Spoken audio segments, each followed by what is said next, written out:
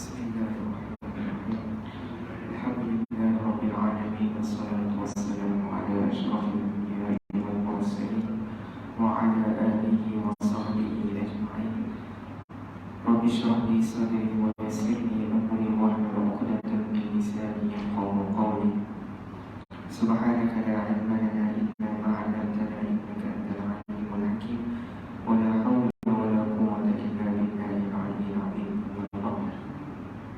Assalamualaikum warahmatullahi wabarakatuh. Pertama dan selamanya kita tinggikan kesyukuran kita kehadirat Allah Subhanahu wa taala kerana kita hari ini masih diberi peluang untuk bersama-sama berkumpul bagi mengikuti kuliah bulanan kita berkaitan dengan muamalah. Dan pada hari ini, sebelum ini kita telah berbicarakan sedikit sebanyak berkaitan dengan riba. Jadi hari ini kita akan masuk dalam satu elemen yang mengandungi benda yang haram, yang baru, iaitu elemen judi.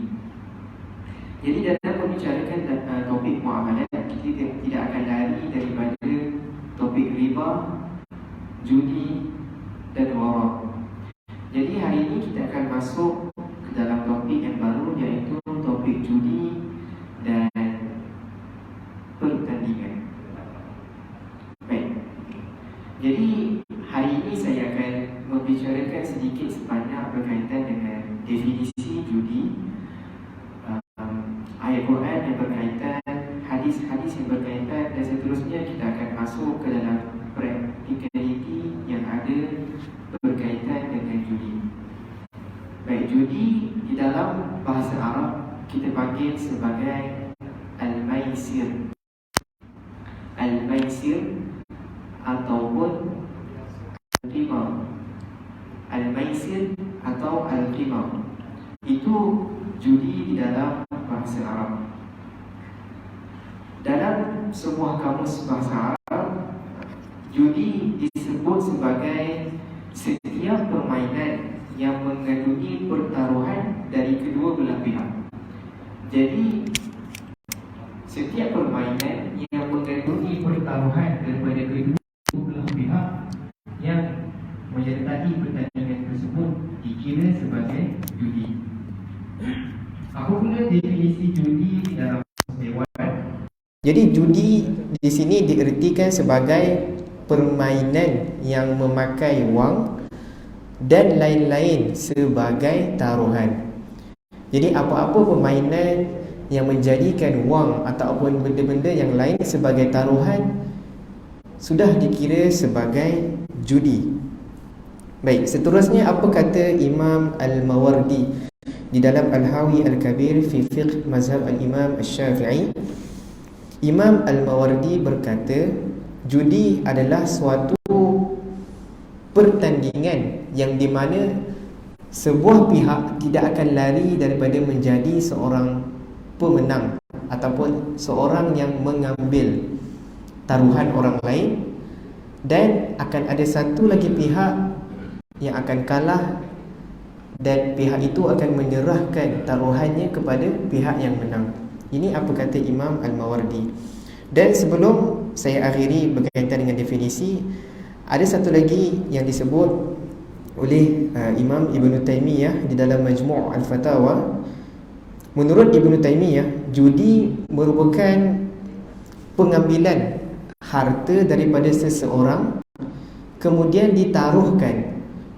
Maksudnya seseorang mengeluarkan hartanya dan dia mempertaruhkan harta dia, tidak kira sama ada dia memperoleh manfaat ataupun tidak. Jadi sekiranya dia telah mengambil sebahagian hartanya dan dia bertaruhkan, itu sudah dikira sebagai judi. Jadi berdasarkan definisi yang telah saya kongsikan sebentar tadi, jadi akan ada dua ciri-ciri penting untuk kita kenal pasti adakah pertandingan ataupun permainan ataupun sesuatu benda itu terlibat dengan judi. Jadi ciri-ciri yang pertama adalah pertaruhan yang dikeluarkan oleh semua peserta. Maksudnya, di dalam sebuah pertandingan tersebut, pertaruhan itu dikeluarkan oleh semua peserta. Maksudnya semua peserta mesti mengeluarkan ataupun akan mengeluarkan sesuatu daripada hartanya untuk dipertaruhkan. Jadi itu ciri-ciri yang pertama, semua peserta terlibat dalam bertaruh. Dan yang kedua, setiap peserta, maksudnya setiap peserta yang terlibat tidak akan lari daripada dua risiko ataupun kemungkinan. Yang pertama, peserta akan menang ataupun untung. Dan yang kedua, peserta akan rugi. Jadi ini adalah dua ciri-ciri yang kita kena tahu, yang di mana bila mencukupi dua ciri-ciri ini, ia telah dikira sebagai judi. Jadi para fuqaha ataupun ahli fiqh, dia tidak membezakan. Maksudnya dia tak kisahlah sama ada banyak ataupun sikit, ia tetap dikira sebagai judi. Dan ahli fiqh juga tidak memisahkan antara pertandingan yang melibatkan kemahiran dan pertandingan yang tidak melibatkan kemahiran ataupun kita panggil nasib semata-mata. Jadi tidak kira sama ada pertandingan ataupun permainan melibatkan kemahiran ataupun nasib semata-mata, dua-dua sekiranya mempunyai ciri-ciri judi tetap dianggap sebagai judi walaupun melibatkan kemahiran. Baik, cuma pada zaman sekarang ni kita ada sedikit kerumitan lah bagi saya, sebab kita tak akan panggil sesuatu benda tu sebagai judi, tapi sebenarnya terdapat elemen judi dalam perkara tersebut, tapi kita bagi nama lain. Contoh macam wang penyertaan ataupun hadiah dan sebagainya. Tapi nanti kita akan masuk ke dalam perbahasan. Okay, sebelum saya pergi ke dalam practicality, suka saya untuk berkongsi berkaitan dengan ayat Al-Quran, dalil pengharaman judi di dalam Al-Quran. Untuk pengharaman judi di dalam Al-Quran terdapat dua peringkat pengharaman.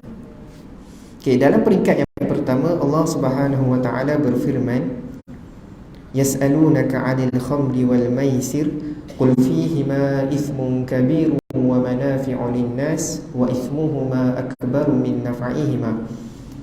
Mafhum ayat ini adalah apabila Nabi Muhammad SAW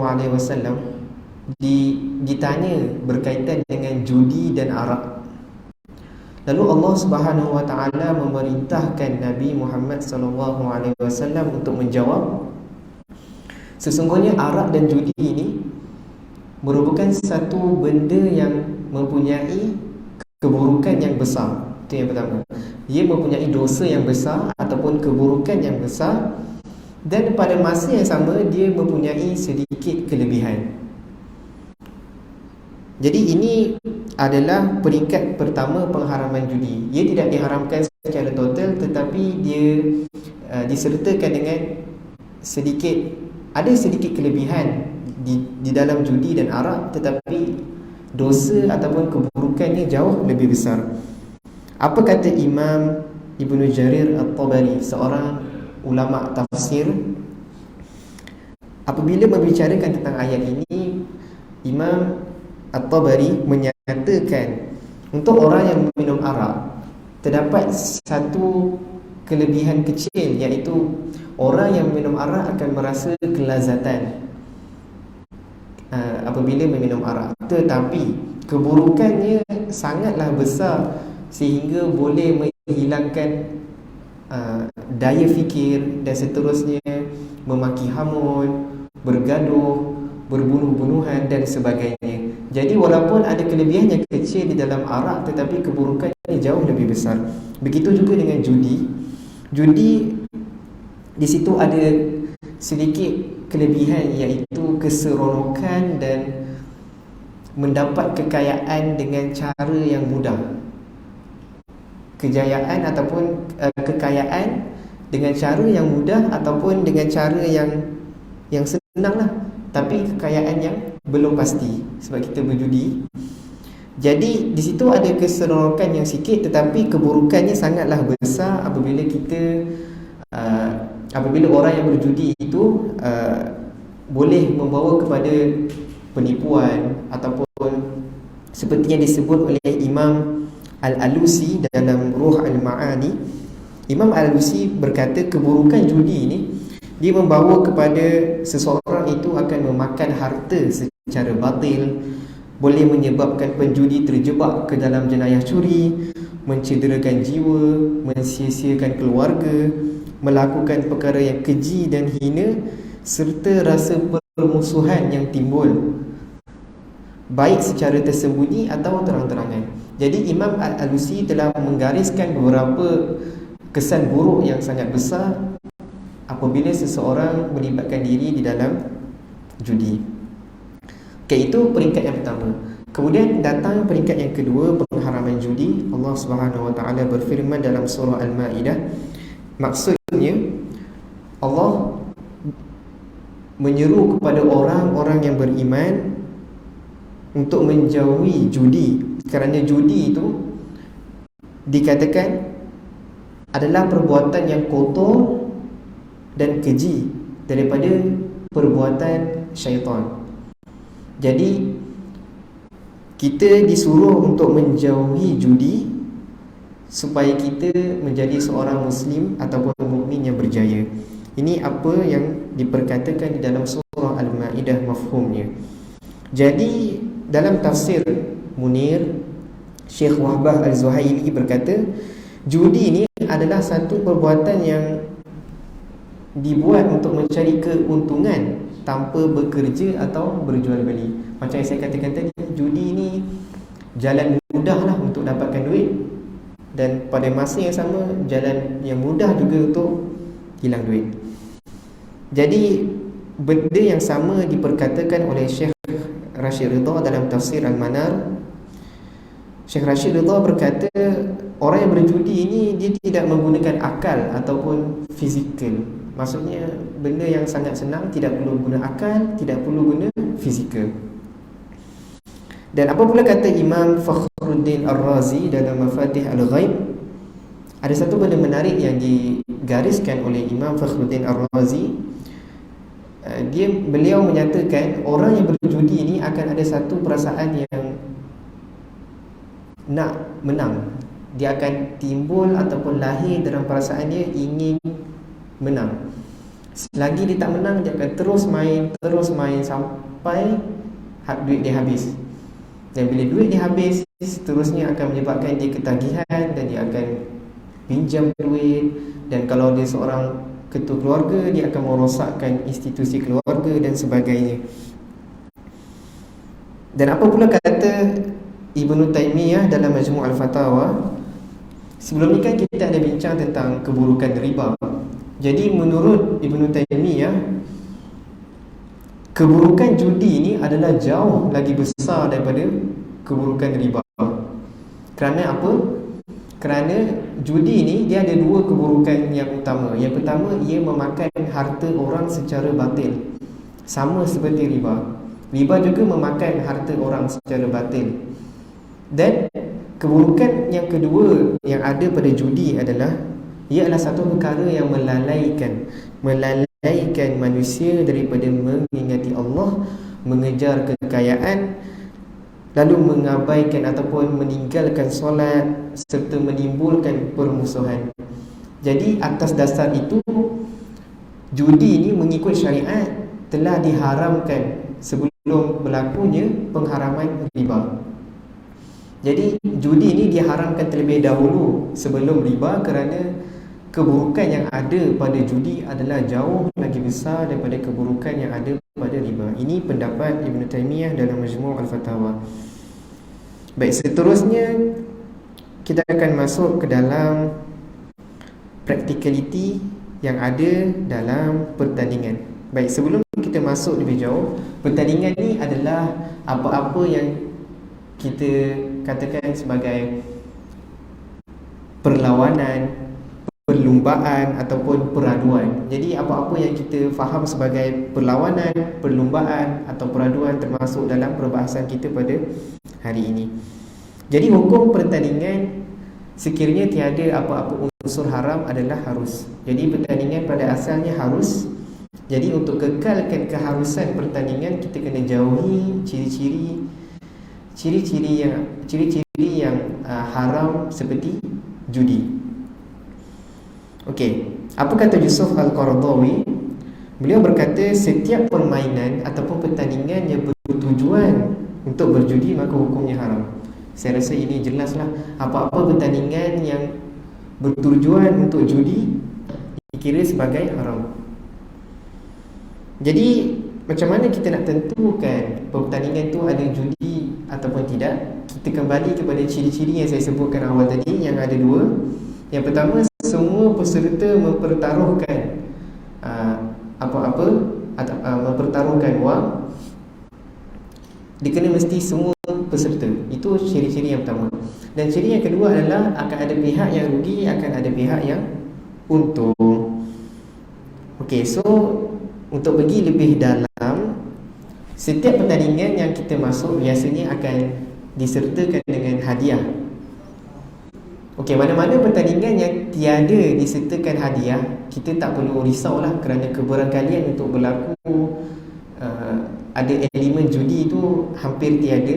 Jadi biasanya kalau tanpa hadiah, pertandingan yang tak ada hadiah, insya-Allah okey, selamat daripada unsur judi.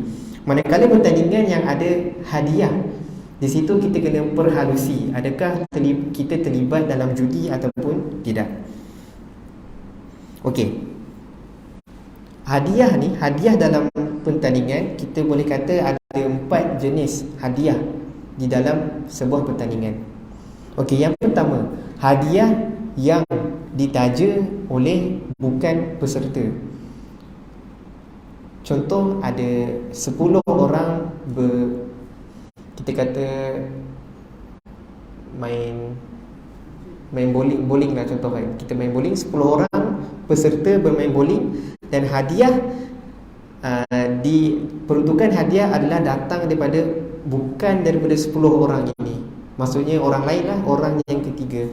Jadi hadiah dalam contoh ni dikira sebagai bukan judi lah, sebab satu, bukan peserta yang tak letakkan apa-apa duit, dan yang kedua, tidak ada rugi, tidak ada untung untuk peserta yang main.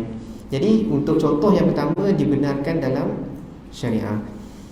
Okey, contoh hadiah yang kedua adalah di mana ada 2 orang, saya dengan mungkin abang saya bermain badminton.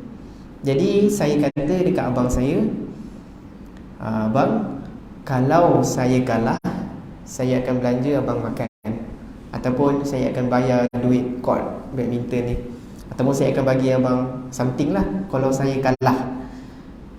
Lepas tu saya kata, kalau abang kalah, abang tak payah buat apa-apa. Kalau saya kalah, baru saya keluarkan duit saya untuk belanja abang makan. Tapi kalau abang kalah, abang tak payah buat apa-apa. Jadi di sini dia tidak menepati ciri pertama yang saya sebutkan tadi, bila mana semua peserta kena bertaruh baru dikira sebagai judi. Jadi bila mana hanya saya yang janjikan hadiah, ataupun kira macam saya keluarkan something lah daripada harta saya untuk dipertaruhkan, tetapi abang saya tak keluarkan apa-apa, ia tidak dikira sebagai judi dan ia dibenarkan, seperti mana yang dikatakan oleh Imam Ar-Ramli dalam Nihayatul Muhtaj. So dalam contoh yang tadi, ia tidak dikira sebagai judi. Bila dia dikira sebagai judi? Bila mana saya kata, okey, kalau saya kalah saya belanja, kalau abang kalah abang belanja. Jadi dua-dua pihak dah keluarkan sebahagian daripada harta untuk dipertaruhkan, dan akan ada orang yang untung, akan ada orang yang rugi disebabkan permainan tersebut, maka ia dikira sebagai judi.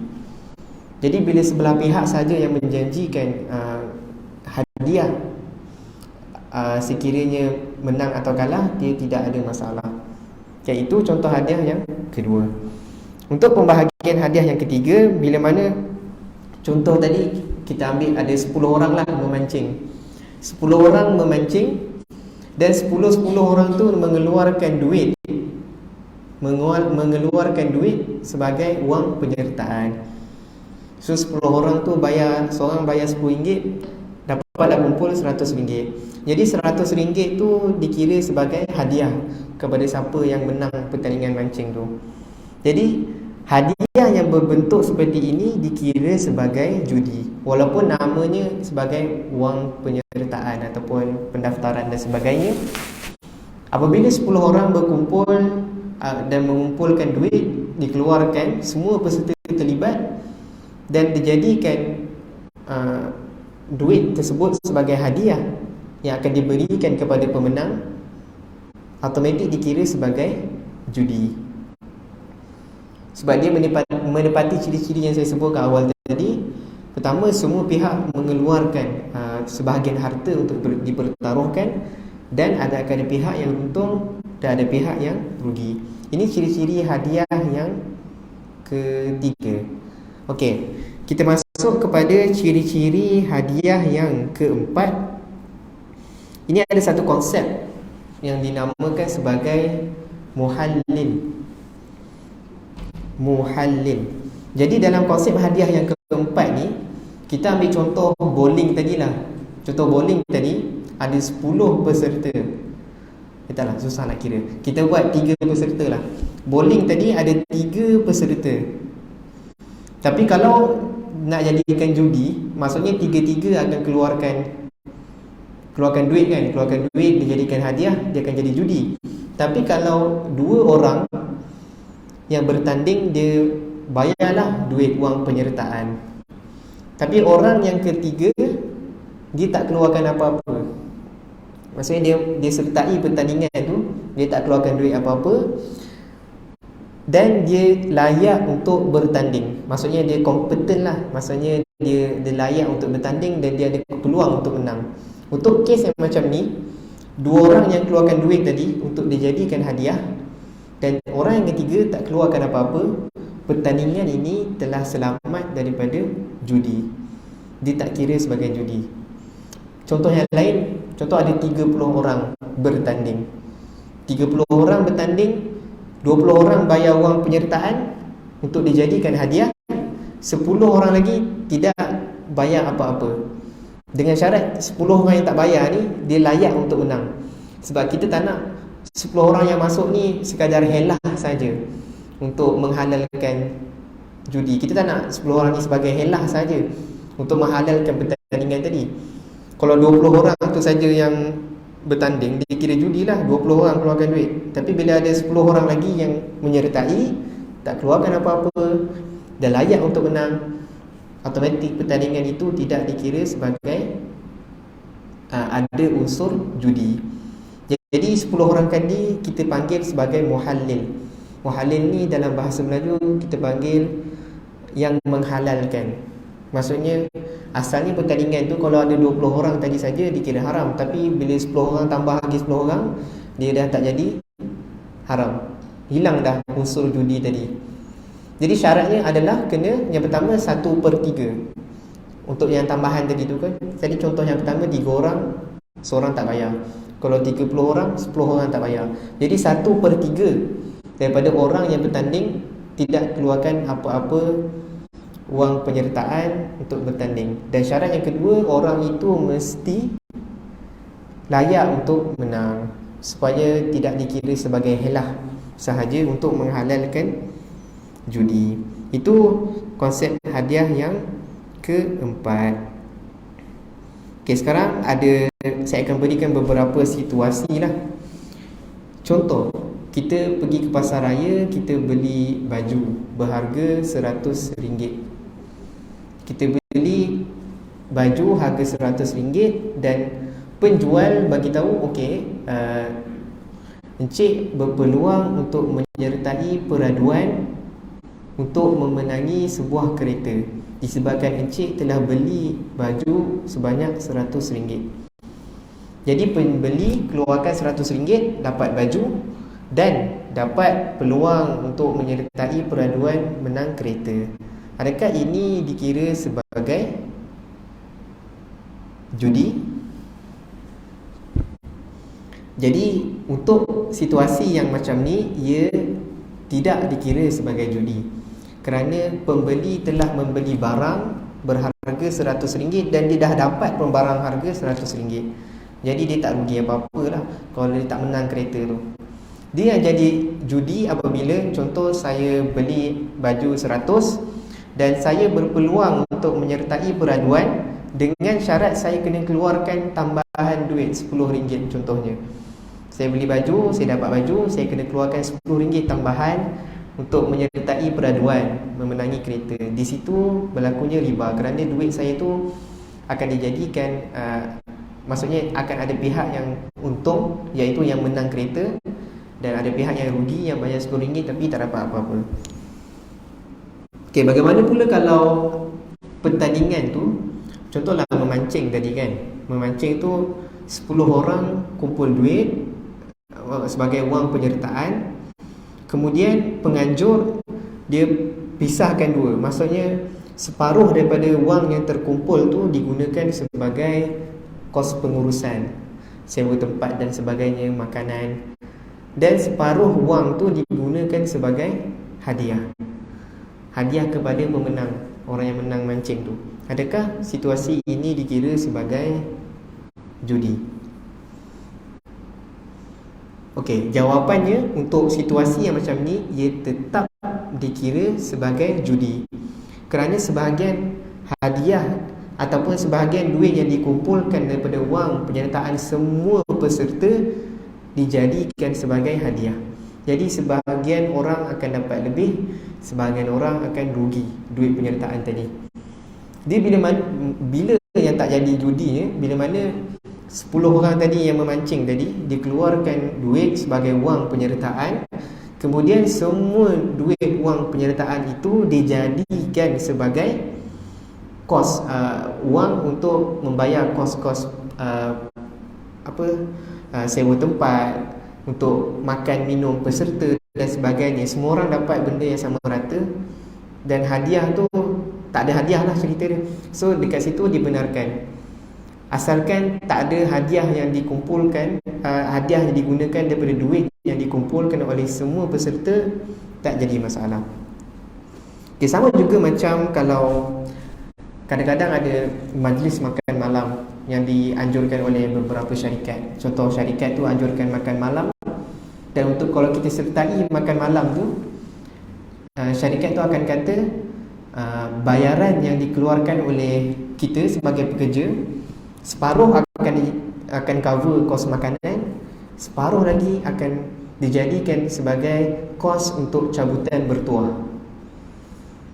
Jadi di sini bila mana sebahagian kos penyertaan makan malam tu dijadikan sebagai cabutan bertuah, di situ akan ada pihak yang akan untung bila menang kos menang cabutan bertuah tu, dan akan ada pekerja yang rugi. Dia dah keluarkan duit untuk cabutan bertuah tapi dia tak menang apa-apa. Jadi di sini juga terdapat unsur judi.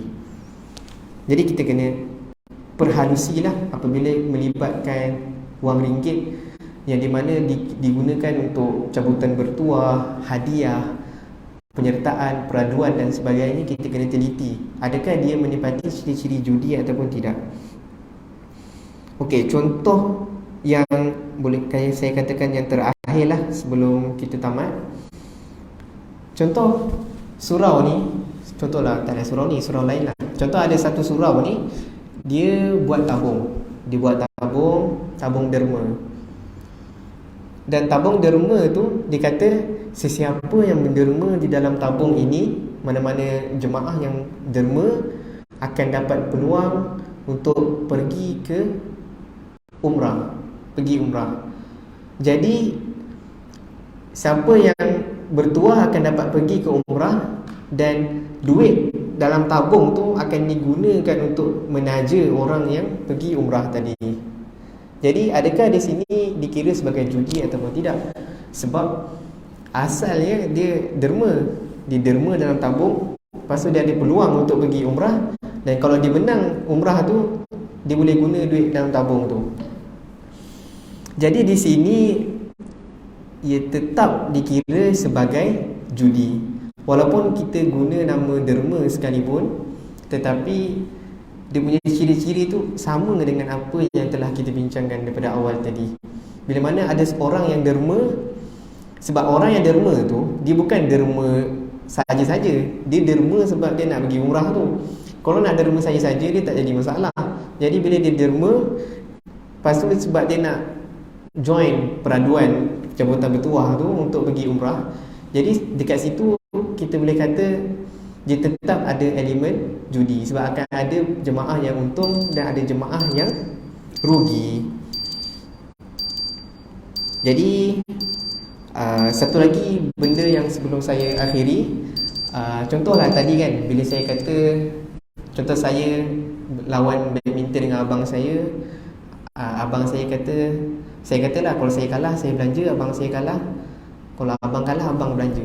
Kan di situ judi kan. Jadi kalau ada orang kata, tapi kalau dua-dua pihak setuju, tak apalah kan, dua-dua redha, tak ada masalah lah kan. Dia tetap ada masalah kerana redha di dalam perkara yang haram tidak menghalalkan benda yang haram tu. Jadi kalau riba, macam ambil riba ke, ambil judi ke, ataupun berzina ke, kalau dua pihak saling redha meredai, dia tetap tidak menghalalkan benda yang haram tu.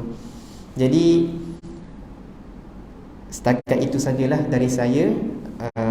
Semoga tuan-tuan dan puan-puan dapat ambil manfaat sedikit sebanyak. Kita perhalusilah muamalah kita yang kita selalu lalui dalam kehidupan seharian kita, supaya dijauhi daripada ciri-ciri yang ada dalam elemen judi ini. Aku qauli hadza astaghfirullahal azim li wa lakum. Assalamualaikum warahmatullahi wabarakatuh.